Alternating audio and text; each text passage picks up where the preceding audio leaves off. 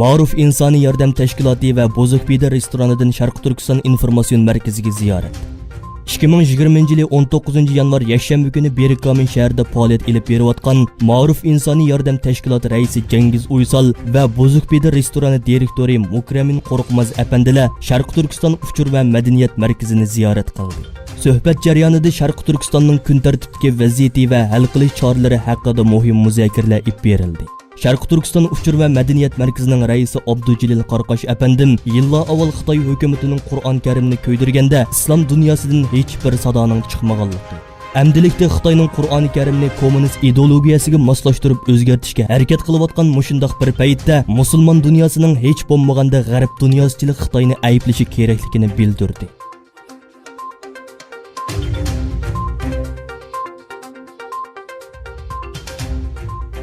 Qozog'iston sud mahkamasi Sharq Turkistonlik qozoqning Xitoyga qaytarilmasligiga qaror berdi. Qozog'istonning Yarkat shahrida Sharq Turkistondan Qozog'istonga qonunsiz yo'llar bilan qochib chiqqan Tilak Tabarak o'g'lining Xitoyga qaytarilishi haqida 2020 9 yanvar kuni sud ochildi. Mahkamada sudchi Dinara Kuybayeva Tabarak o'g'lining Qozog'istonga qonunsiz kirganligi sababli 6 oy ishchilar kampusida qilish sharti bilan Qozog'istonda qilishiga qaror qildi. Tabarak o'g'li 2016 Qozog'istondan iqomat olganligini va 1 yildan keyin o'qish sababi bilan Sharq Turkistonga qaytganida Xitoy hukumatining pasporti va boshqa rasmiyatlarini tortib olganligini bildirdi. Tabarak o'g'li Sharq Turkistondan Xitoy zulmi sababli qochib chiqqanligini va oilasining bundan burun Qozog'istonga yerlashganligini aytib o'tdi.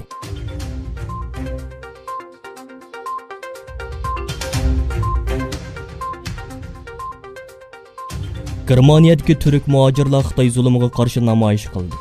Dunyo Uyg'ur qurultiyi va Sharq Turkiston ma'rif jamiyatining chaqiriq qilishi bilan Germaniyaning Berlin va Hamburg shahrida Xitoyning Uyg'urlarga ilib berayotgan razil siyosatlarga qarshi namoyish o'tkazildi. Sharq Turkistondagi Uyg'urlar ustidan ilib berilayotgan siyosatning xato ekanligini ta'kidlagan Germaniyada yashayotgan turk muhojirlar yurgizilayotgan zulmga qarshi namoyish ilib bordi.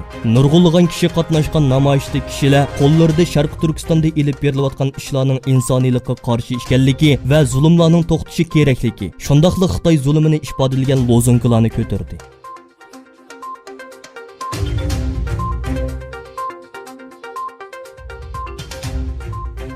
Sharq Turkistonda 6,4 bal yer təvridi. Xitoy yer təvrashni kuzatish istansiyasi to'rining aytishicha, 1-oyning 19 kuni kech soat 9:27 o'tganda Sharq Turkistonning Qashqar viloyati Fayzvat noyasida 6,4 bal yer təvragan. Təvrash manbasining cho'nqurligi 16 kilometr keladi ekan.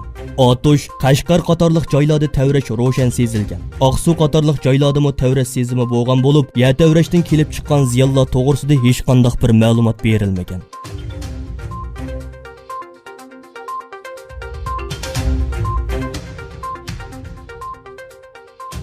Xitoydagi yoshirin virus sababli 3 kishi o'ldi.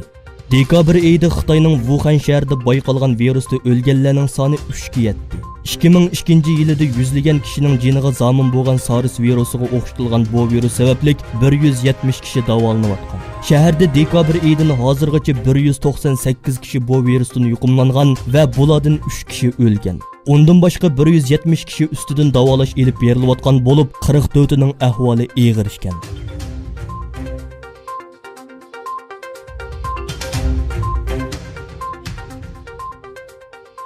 Amerikadan Liviya uqtirishi.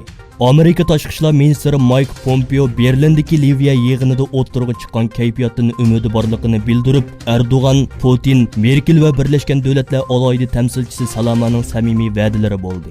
Xatarlarni azaytib, urush to'xtatishni amalga oshiradiganligini tilga ilib o'tdi deganlarni bildirdi. Berlinda o'tkazilgan Liviya yig'iniga qatnashgan raislar butun mamlakatda askariy harakatlarni to'xtatishga va qurol cheklamalarga amal qilishga chaqiriq qildi.